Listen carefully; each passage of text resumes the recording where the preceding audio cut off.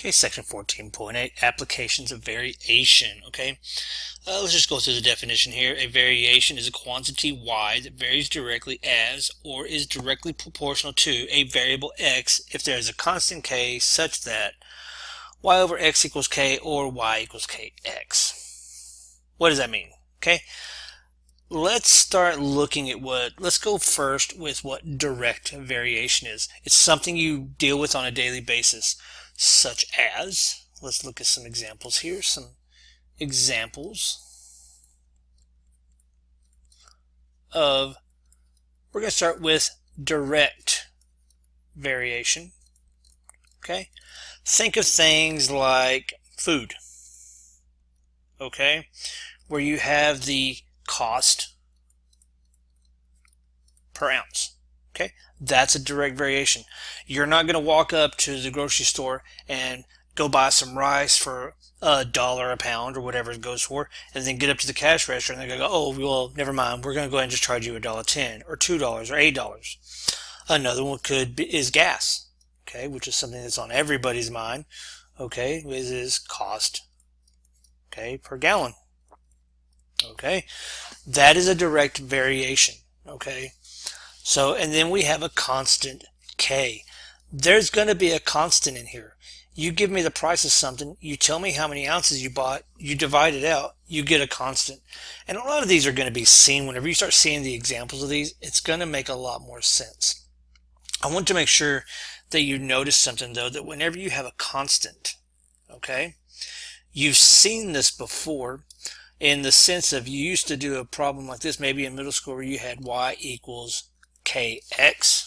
Okay, remember that k is the constant of variation. Okay, so when you have a graph that has y and x, that y equals kx is just going to be a straight line. If you graph that out, it's literally going to just do that right there. But now, what if k is greater than 1? Well, then you're going to have a graph that might go up a little bit more steep. So that is for k greater than 1.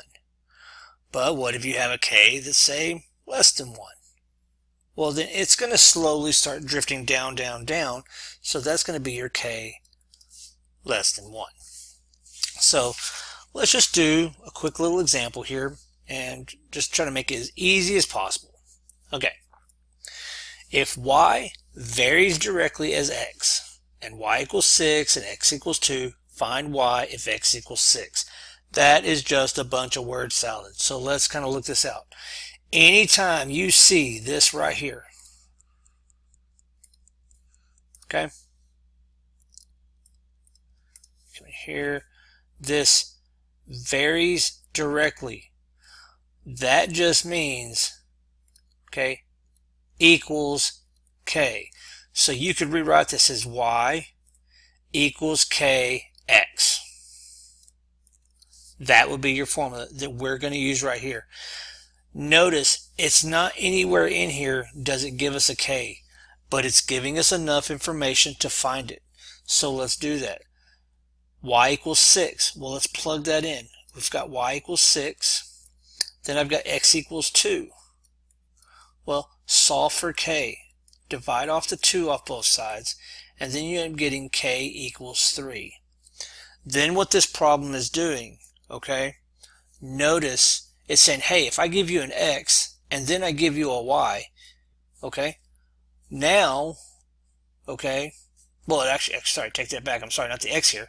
If I just give you a y, okay, can you tell me what x is? Or if I just give you something else? Well, here, notice it's saying find y if x equals 6. Well, how about we just use our problem again? We got y equals, well, I've got this 3 here. And then what about if x is 6?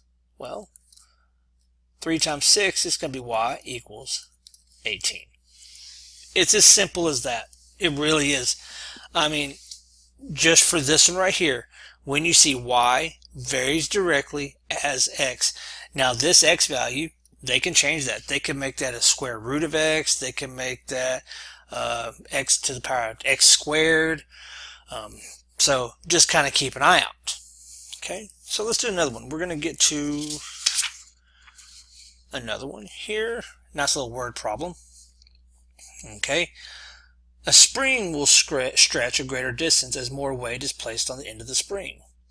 The distance, d, the spring stretches, varies directly. So let's remember what I said here. Look, take this guy.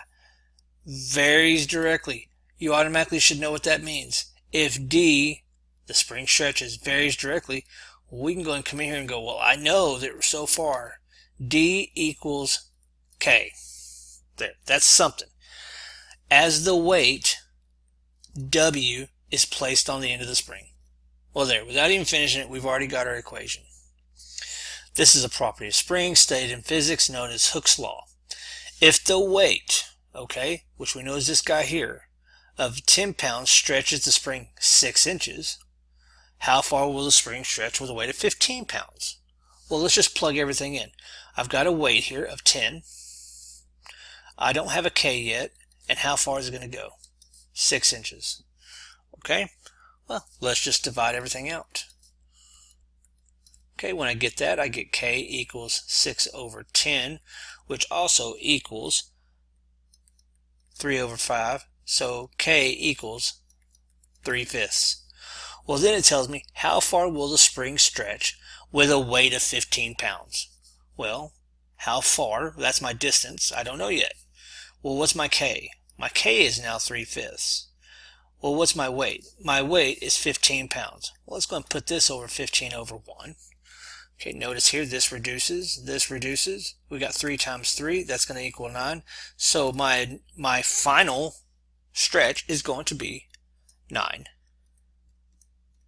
inches. There you go. It varies directly. It varies in a straight line. If you graphed all this out, no matter what you put in here, you would get a graph that would come out to a straight line. Well, let's go to something called inverse variation. Inverse variation, a variable quantity, y, varies inversely. So, if it varies inversely, we're still going to have the y equals k, okay? Look how it has it here. Y equals k, but the x is going to be opposite of it, okay? So when you see this, you know that you're going to have a y, oops, let's get rid of that there. You know that you're going to have a y equals k still, okay? That varies, but inversely means that it's automatically going to have a fraction, because it's basically saying when something gets really, really large, the other thing is going to get really, really small. It's better to see by a graph, and then we'll do an example, is when you see this graphically,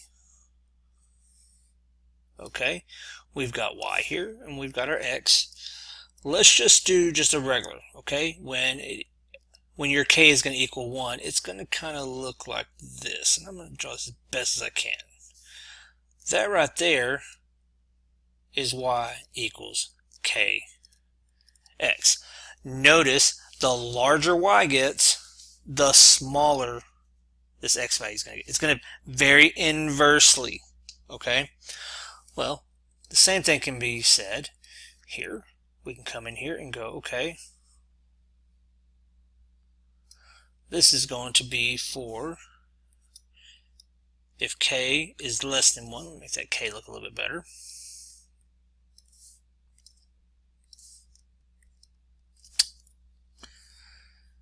Don't know why it does this to me sometimes. Draw for k is less than 1. Well, let's do another one here. We're going to have one that comes here. And these are very much exaggerated, but this one right here is going to be for k greater than 1. Okay. Let's do an example of this one, and then we can get on to some Hawk's examples, and don't forget you'll have examples also in these notes. Okay, the gravitational force F between an object and the Earth is inversely proportional to the square of the distance d from the object to the Earth's center. Hence, we have the formula F times d squared equals k, or F equals k over d squared. Notice on this one, they already gave us the formula. Okay, so let's rewrite the formula just so we kind of put it in our head. I've got F, not liking me today. I have F equals K times diameter squared. Well, what's my F? Okay, my F, if an astronaut weighs, that's the force. Okay, the force, okay, is 200 pounds. Okay, well, here, what are they going to use for the diameter? Okay, assume the radius of the Earth is 4,000 miles, so my D is going to equal 4,000. Well, let's start going plugging. Let's plug everything into our formula. Okay, I've got 200 equals K, varies inversely, to 4,000 squared. Okay, well, notice here, I'm going to go ahead and square this guy, and I can go ahead and cross multiply this out. And I'm going to get K equals 4,000 squared times 200. That's going to equal, it's going to be a big number, 32, 1, 2, 3, 1, 2, 3, 1, 2, or we can see this as 3.2 times 10 to the 9. Okay, that is my K now. Okay, now they give us something else. What will he weigh 100 miles above the Earth? Okay, let's remember this 4,000 here. Okay, that's just if you're on, like, say, the ground. Okay, well, now we're going to have to add on another 100. Okay, and they're asking how much he weighs. We don't know that anymore, but we do know that we have this number here for our K, and I'm going to use it in scientific notation here, and I'll show you why. If we get F, okay, and let's put this in our scientific notation here, we've got 3.2 times 10 to the 9th all over. Well, our new number here is now going to be 4,100, okay, squared. That ends up equaling, okay, 1681 0, 0, 0, 0. There we are. So we've got what? 16,810,000. Or if we show that in scientific notation, we get 16.81 times 10 to the 6. Well, notice here, I can just go ahead and come in here and subtract this 6 off here. That means this guy's gone. That's going to be left there. So I'm going to be left with a 10 to the 3rd. Well, and I'm sorry, that's not 16.81. That's 1 point. We need a smaller number on the bottom. Okay. Yes, 16.81. That was right. 0.81. When we end up doing the math to all this, okay, let's get the calculator out. I got 3.2. Okay. When you do all the multiplication to all this, you end up getting roughly, okay, 190.36. Or if you did it up here, you'd end up getting 190.1903629 times 10 to the 3rd. Well, we need this in, notice 10 to the 3rd means I can just move this guy over by 3. So there would be my final answer.